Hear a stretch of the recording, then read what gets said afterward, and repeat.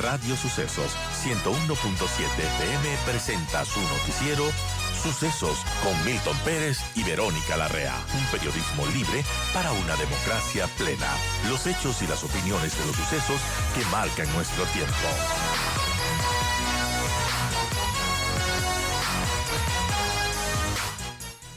Estamos con Catherine Herrera, ella es politóloga, además de experta en temas de seguridad y defensa nacional. Y vamos a empezar con esta pregunta con Catherine y así le doy la bienvenida.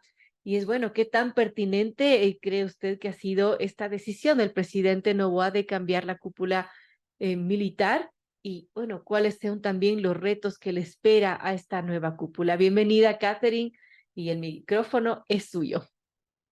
Muchísimas gracias. Gracias por estar en este programa y a todos los que nos escuchan. Dando ya respuesta al tema que nos tiene aquí, pues es una de las medidas propias que debería hacer todo primer mandatario al momento que asume su gobierno y por ende tiene que ser muy lógica y es adaptable, ¿no? Es una de las medidas elocuentes que este gobierno ha tomado y sobre todo porque tanto en las relaciones civiles, militares, civiles, policiales, siempre debe haber una dinámica en donde se entienda cuáles son los roles que tiene que hacer tanto Fuerzas Armadas como la parte operativa, el Ministerio de Defensa como el generador de la política pública, quienes establecen cuál es la doctrina que va a manejar el Estado ecuatoriano, con qué doctrina dentro de la comunidad internacional, porque aquí viene su segundo componente de misión, que es el mantener, el conservar y el impulsar la seguridad a nivel regional y continental, va a tener la postura del Estado ecuatoriano. Y por otra parte es cumplir con otras acciones que le encomiende el presidente, pero que vaya de acuerdo a la soberanía y a los intereses y competencias y funciones que tiene el país y las Fuerzas Armadas. En ese sentido, creo que la decisión de haber hecho este cambio de mando está dentro de lo que establece el COSCOV, establece las diferentes normas, leyes que tenemos como Estado ecuatoriano y obviamente la misma Constitución. Y recordemos que el comandante general es el presidente de la República. Por eso el presidente puede decidir cuando exista un cambio de mando, ya sea específicamente en el comandante de las fuerzas terrestres o en una de estas fuerzas. Y es algo para lo cual la estructura de las Fuerzas Armadas se ha estado trabajando, ¿no? Recordemos que siempre hay un ascenso en donde es para generales, etcétera. En este momento, por ejemplo, salen ocho generales de las Fuerzas Armadas, por lo cual ya la Fuerza Terrestre tiene que llamar a su consejo para revisar cuáles son los 4 generales que van a ascender. Fuerza Naval, de igual forma, cuáles son los 2 generales que van a ascender y en esa misma línea la Fuerza Aérea. Entonces, en este sentido, la primera cosa que vemos es algo muy positivo porque esto va a permitir que exista una variación, una oxigenización de lo que ya hemos trabajado y marca también una ruptura de lo que se estaba trabajando el anterior gobierno y claro, ahora los nuevos lineamientos que tiene el presidente y para ello necesita tener su cúpula, necesita tener una línea de trabajo de cómo lo va a desarrollar, cosa que no está pasando, creo que es un poquito lamentable y lo que sí debería suceder es con la Policía Nacional, o sea, en la cúpula fue recientemente y mantengo la postura de que no debió ser de esa manera. Recientemente cambiaron de cúpula cuando lo correcto era que el presidente que ingresaba a Carondelet fuera él también que haga estos cambios dentro de la cúpula de la Policía Nacional. Porque el primer reto que va a tener, los primeros retos que van a tener ahora esta nueva cúpula es definir claramente cuál va a ser su rol dentro de la seguridad interna y el crimen organizado. O sea, esa es una de las problemáticas que tienen y que les preocupa a muchos actores. Si bien se tiene normativa, está la normativa de la Ley de Seguridad Pública de Estado, está diferentes resoluciones que se ha sacado desde el COSEP, etcétera, pero sí es necesario ya tener una planificación, que eso no existe, una planificación que permite indicar ¿cuáles van a ser las acciones específicas que va a tener Fuerzas Armadas de Crimen Organizado? Perfecto, ¿va a ser de apoyo o también va a ser de un... más que apoyo, va a ser de asesoría, de trabajo permanente, en qué tipos del delito de crimen organizado va a involucrar narcotráfico, se va a involucrar en tráfico de armas, se va a involucrar en minería ilegal, corrupción, lavado de activos, etcétera. ¿En dónde van a operar? Tienen que operar únicamente en las fronteras, porque ellos por competencia tienen cuidar todos los límites del Estado ecuatoriano. Y si no es así, si van a operar en zonas realmente puntos rojos que nosotros tenemos acá, como Esmeraldas, Puerto Viejo, Manabí, Pichincha, tenemos parte de la Amazonía, ¿cuál va a ser el rol? ¿Cuál va a ser la participación que va a tener y el trabajo conjunto que lo va a hacer con Policía Nacional? Y por otro lado, hay que trabajar mucho en lo que refiere al tema de profesionalización que tenemos dentro de las Fuerzas Armadas. O sea, este cambio, estos últimos cambios improvisados en donde no se les ha dado una figura que les ampare o que ellos se sientan que están en amparo, también ha hecho que ciertos servidores militares quieran retirarse de esta institución. Y aquí es importante pues generar esa confianza a través de una hoja de ruta, identificar cuáles van a ser las mismas de trabajo, que estén amparadas, que tengan también la parte legal que a ellos les permite hacer su trabajo, y esto también implicará tener una línea, pero una línea de trabajo a través de una doctrina. ¿Cuál va a ser la doctrina que el Estado ecuatoriano va a manejar? Teniendo en cuenta que la comunidad internacional a la que pertenecemos como Ecuador constantemente está cambiando. Y ahora, si Claro. bien nosotros ya no tenemos un enemigo frente a frente que se pueda pelear directamente, pero sí tenemos otras dinámicas, los mismos problemas ambientales, ciberseguridad, ahora los problemas de ciberseguridad, los disidentes de las FARC. Estamos teniendo un tema, una problemática masiva de tanta improvisación y mal manejo de la crisis de movilidad humana que ya para ciertos países de América Latina también se está convirtiendo en un tema de seguridad nacional. Y hay otras amenazas que no podemos dejar atrás y que es necesario que desde la parte de la política pública se identifique y que Fuerzas Armadas comience a operativizar esta actividad. Muchas aristas de un mismo problema que es la inseguridad, amigos. Son las 7:56, dialogamos con Catherine Herrera. Ella es politóloga y experta en temas de seguridad y defensa nacional. Hablamos de, bueno, de estos cambios de la cúpula militar y también los retos, desafíos que tendrá esta nueva cúpula militar. Y una de las preocupaciones principales, según nos ha mencionado Catherine, es esta falta o aparentemente falta de una política de planificación y de seguridad clara por parte del nuevo gobierno. Si es así, Catherine, ¿por dónde se debería delimitar esta nueva política de planificación y de seguridad?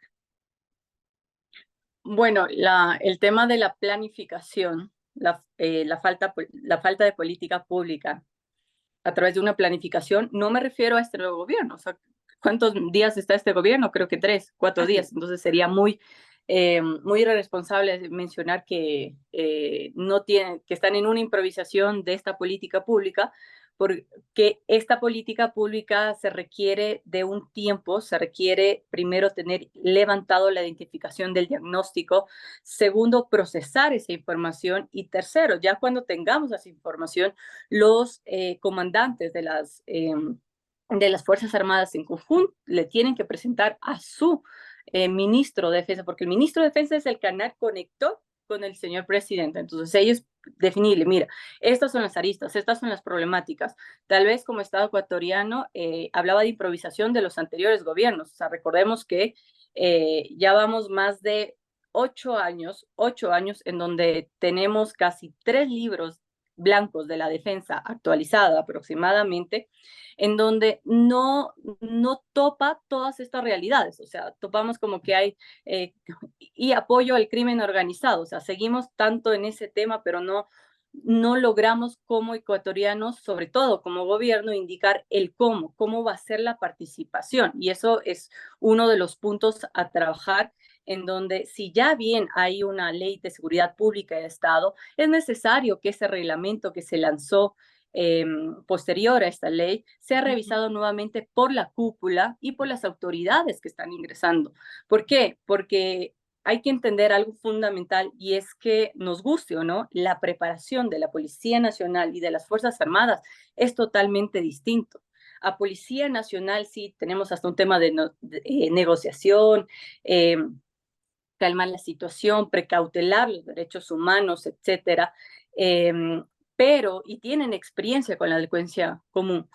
Y también tienen experiencia, ahora la están logrando con el tema de crimen organizado, pero han tenido sus acercamientos. Siempre hemos sido un país de vía y acopio del narcotráfico y de otros delitos. Pero en estos 2 últimos años, centrándonos en este año 2023, si bien se ha sacado normativas en donde indique cuáles van a ser la participación, y en su gran mayoría ha sido estados de excepción para justificar la presencia de Fuerzas Armadas para combatir el crimen organizado, sí es necesario que se revise primero el entrenamiento. Segundo, el entrenamiento de que Fuerzas Armadas combaten contra un enemigo. Y en segundo lugar, la capacitación para combatir a un enemigo es muy diferente al que tiene la Policía Nacional. Así es. Y queramos o no, es desde las escuelas de formación. Entonces, en esta planificación tiene que estar el entrenamiento, capacitación para adaptar a estas nuevas realidades, cuál va a ser la línea de trabajo. Y tercero, definir en qué sectores va a participar las Fuerzas Armadas sin perder las competencias y atribuciones que ya tienen. ¿Qué quiero decir con esto? Yo no puedo sacar a personal de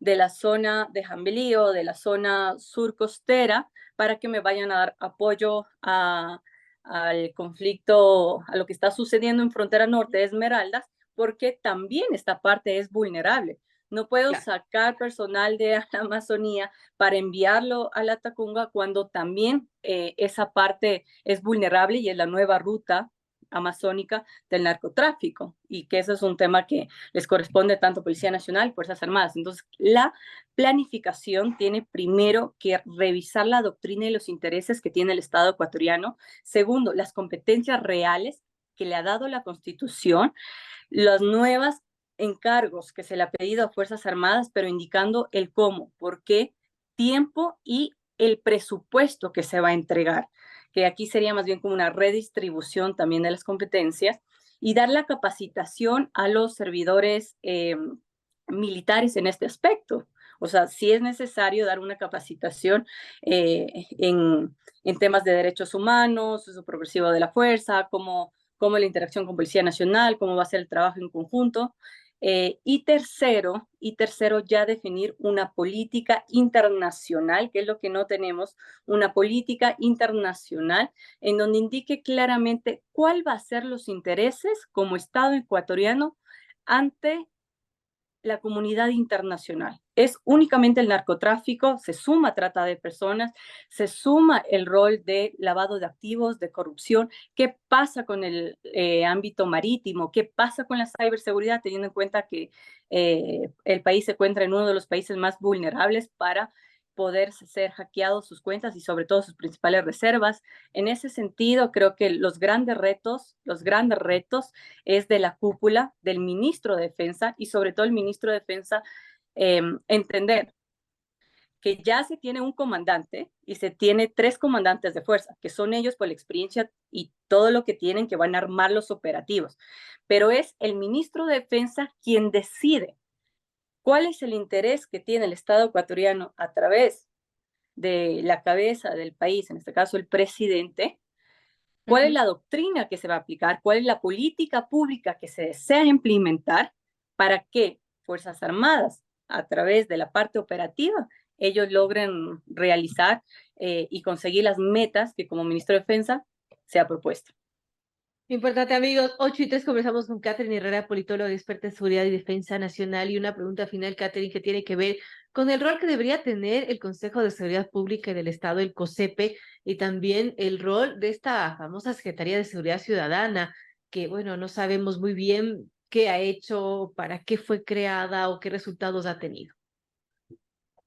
Bueno, La Secretaría de Seguridad Ciudadana, Seguridad Pública, Secretaría de Seguridad Pública y de Estado tiene un rol específico, era lo que antes era el Ministerio Coordinador de Seguridad, y es porque justamente el abanico de seguridad y defensa no únicamente corresponde a la parte de política pública operativa, de seguridad interna o de defensa en sí. Entonces, abarcan otros actores como el CIES, abarca otros actores como Cancillería, abarca otros actores como el SNAI, el Sistema Nacional de Rehabilitación Social también.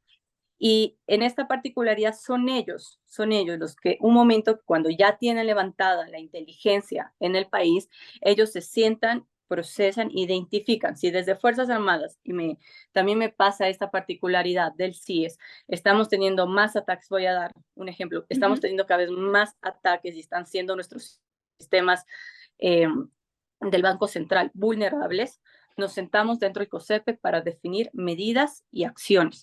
Y es entre las resoluciones que tenga del COSEPE que el Estado, el presidente tiene la autoridad para emitir estados de excepción, emitir políticas públicas inmediatas de ejecución y también mandar propuestas urgentes hacia la Asamblea Nacional. El COSEPE está no únicamente por parte del Ejecutivo, tenemos aquí la Fiscalía, tenemos aquí la Corte, el Consejo de la Judicatura, Defensoría, son varios actores que como Estado se sientan a definir la principal amenaza que está teniendo, porque son los únicos, el COSEPE es el que define qué es una amenaza y qué es un riesgo para el Estado ecuatoriano. Entonces, una vez que ellos hayan definido cuáles son las prioridades, cuáles son las amenazas y los niveles de amenazas, se procede a coordinar con todas las instituciones. Es una institución que se debe mantener, es una institución, pero a más de duplicar el trabajo, la Secretaría de Seguridad Pública de Estado es quien debe coordinar. De acuerdo. A ver, voy a dar un ejemplo. Si en este momento, una de las acciones primeras que hizo el presidente fue la eliminación de la tabla de consumo de drogas. Es momento de sentarse con la Secretaría de Seguridad y bueno, se sabe que el tema de consumo no es un problema de seguridad, sino más bien es un problema de salud pública. Pero en virtud de eso, de que ya hay una eliminación, proceder con el trabajo, uno, de reducir violencia, segundo, trabajar mecanismos de prevención de consumo, que aquí entra Ministerio del Interior, también entra SNAI, recordando que la principal población PPL son los mayores consumidores.